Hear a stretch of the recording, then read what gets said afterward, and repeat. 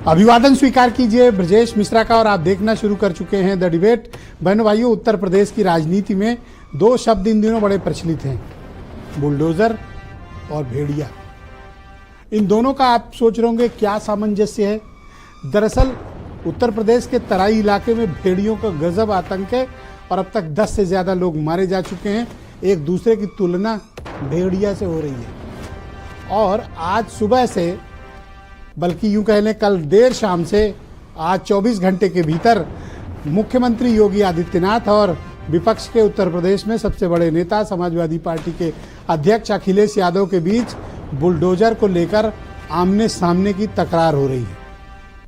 अब चूंकि दोनों के लिए तकरार का स्थल विधानसभा नहीं है, तो अब मीडिया में बुलडोजर को लेकर आमने सामने के बयान दिए जा रहे हैं।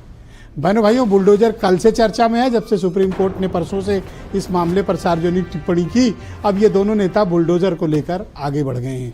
क्या है पूरा मामला, आज की परिचर्चा में हम इस पर विस्तार पूर्वक चर्चा करने वाले हैं। बहनों भाइयों, कल अखिलेश यादव ने गोरखपुर जोन की बैठक बुलाई थी समाजवादी पार्टी की। उस बैठक के दौरान उनकी पार्टी के कार्यकर्ताओं ने, पदाधिकारियों ने गोरखपुर के इलाके में विपक्षी दलों के कार्यकर्ताओं के यहाँ और तमाम लोगों के यहाँ बुलडोजर चलाने, जबरन जमीन का अधिग्रहण करने के तमाम मामले पार्टी अध्यक्ष के समक्ष उठाए और ये मीटिंग लंबी चली। ऐसा बताते हैं कि उस मीटिंग में अखिलेश यादव ने ये बात कही जब कार्यकर्ताओं की समस्या सुनने के बाद कि 2027 में जब समाजवादी पार्टी की सरकार बनेगी, सभी बुलडोजर का रुख हम गोरखपुर की तरफ करेंगे। ये बात उन्होंने अपनी पार्टी के कार्यकर्ताओं से कही। हालांकि इसका वीडियो नहीं है, लेकिन ऐसा उन्होंने कहा। ऐसी तस्दीक बहुत से कार्यकर्ताओं और पार्टी पदाधिकारियों ने की। तो ये सुबह जब स्टेटमेंट सार्वजनिक हुआ, तो आज सुबह ही 11 बजे मुख्यमंत्री योगी आदित्यनाथ ने इस बयान पर पलटवार किया। उन्होंने कहा कि बुलडोजर चलाने के लिए दिल, दिमाग और हौसला चाहिए होता है और वो उनके पास नहीं है, वो हमारे पास है। और बुलडोजर पे सबका हाथ सेट नहीं होता है। मुख्यमंत्री ने और भी गंभीर आरोप लगाए और उन्होंने विपक्षी दलों की सरकार के कामकाज में की तुलना वर्तमान समय में जो भेड़िया आतंक चल रहा है उससे कर डाली। अभी लग रहा था कि ठीक है, एक संवाद हो गया, बात खत्म, लेकिन बात नहीं खत्म हुई। आधे घंटे के अंदर अखिलेश यादव ने अनशेड्यूल्ड प्रेस कॉन्फ्रेंस करके बुलडोजर का जवाब दिया कि एक इंजीनियर ही बेहतर बुलडोजर चलाने की तकनीक बता सकता है और स्टीयरिंग से चलता है बुलडोजर और उसको दिमाग नहीं होता। और जनता ने स्टीयरिंग पे आज उनको बिठा रखा है। कल को हम बैठेंगे तो हमें पता है कि बुलडोजर कहाँ चलाना। बहनों भाइयों, अभी तक तो बात चल रही थी उसकी। उसके बाद फिर मुख्यमंत्री गए इलाहाबाद, फूलपुर, और उन्होंने फिर वहाँ से बुलडोजर के मसले पर बयान दिया। अब मुख्यमंत्री लखनऊ लौट भी नहीं पाए थे कि अखिलेश यादव ने फिर एक ट्वीट किया और फिर मुख्यमंत्री पर पर्सनलाइज आरोप लगाए और कहा कि देखिए, आपको तो बीजेपी में कोई पूछ नहीं रहा है, आज नहीं कल आपको उस पार्टी से अलग होना है, तो बेहतर यह है कि बुलडोजर को अपना सिंबल और एक अलग पार्टी बना लीजिए। ये राय भी दे डाली। ये कोई सामान्य नेताओं के बीच चर्चा नहीं हो रही है।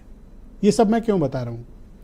ये उन दलों के दो सबसे बड़े नेताओं के बीच चर्चा चल रही है जो उत्तर प्रदेश में तकरीबन 90% से अधिक वोटिंग कैटेगरी को, उत्तर प्रदेश के 90% से अधिक मतदाताओं पर कंट्रोल करते हैं।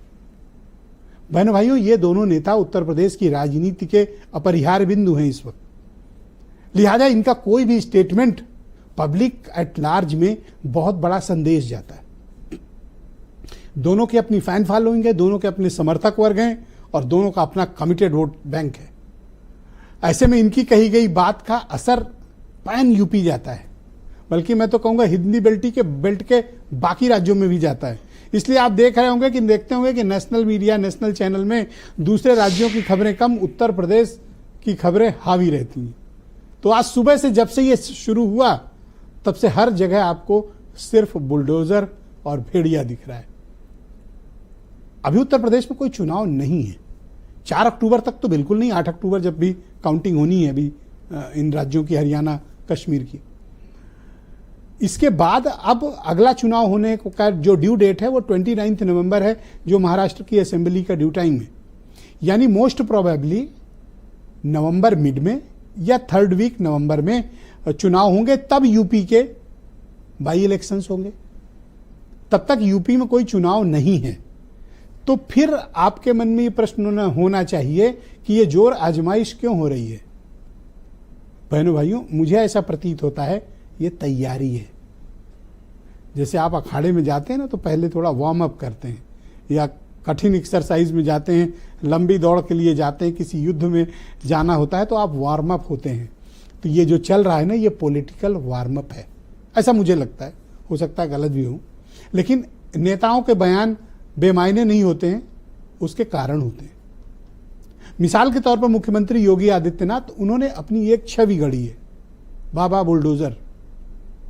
जहां भी ऐसा गलत उन्हें प्रतीत होता है कि ये गलत है, वहां बुलडोजर चलेगा। अखिलेश यादव ने एक दूसरी छवि गढ़ी है, जहां पर वो पिछड़े, दलित, अल्पसंख्यक के हितों, सरकार के अन्याय की या अत्याचारों की चर्चा करते हैं, और दोनों का अपना एक सपोर्ट बेस है। लिहाजा ये कोई सामान्य घटनाक्रम नहीं है। हाँ, इस चीज से ये है कि मीडिया में स्पेस इन्हीं दो नेताओं को मिलता है, बाकी कोई देश भर में क्या कह जाए उसका असर कम होता है। तो ये जो जेस्चरिंग हो रही है, इसका इम्पैक्ट क्या है? बहन भाइयों, इम्पैक्ट है। जो लोग ये कहते हैं कि ऐसी चीजों से कोई इम्पैक्ट नहीं पड़ता, इम्पैक्ट पड़ता है। इम्पैक्ट एक दिन में किसी का नहीं बनता, इम्पैक्ट बार बार उसी छवि के हैमरिंग से बनता है, जो योगी आदित्यनाथ कर रहे हैं और जो अखिलेश यादव कर रहे हैं। लेकिन एक बुरी खबर यह है इस बीच कि जो छोटे दल हैं उनके लिए स्पेस खत्म होता जा रहा है, सिकुड़ता जा रहा है।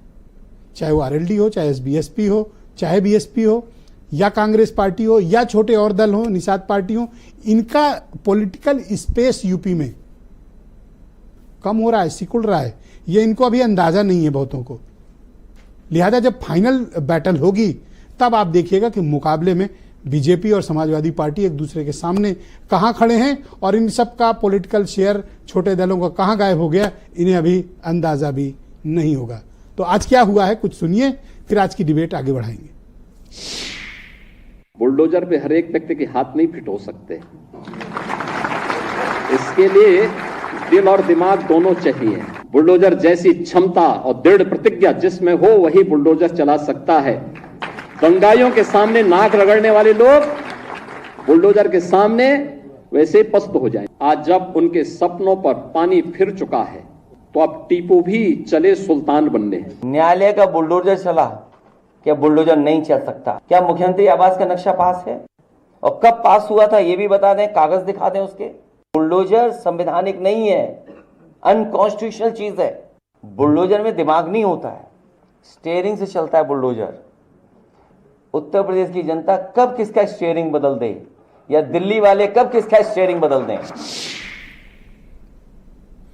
तो बहनों भाइयों, आज की परिचर्चा को आगे बढ़ाएंगे। एसएन सिंह उत्तर प्रदेश में भारतीय जनता पार्टी के प्रवक्ता हैं, और हम सबके बीच बहुत ही जाने माने पत्रकार और उत्तर प्रदेश मान्यता प्राप्त पत्रकार समिति के संवाददाता समिति के अध्यक्ष हेमंत तिवारी जी भी हमारे साथ इस कार्यक्रम में जुड़े हुए हैं। मनोज काका समाजवादी पार्टी के प्रवक्ता हैं, मनीष सिंधवी उत्तर प्रदेश में कांग्रेस कमेटी के प्रवक्ता, और अरुण राजभर मेरे साथ मौजूद हैं, एसबीएसपी के नेशनल जनरल सेक्रेटरी और प्रवक्ता हैं। वीरेंद्र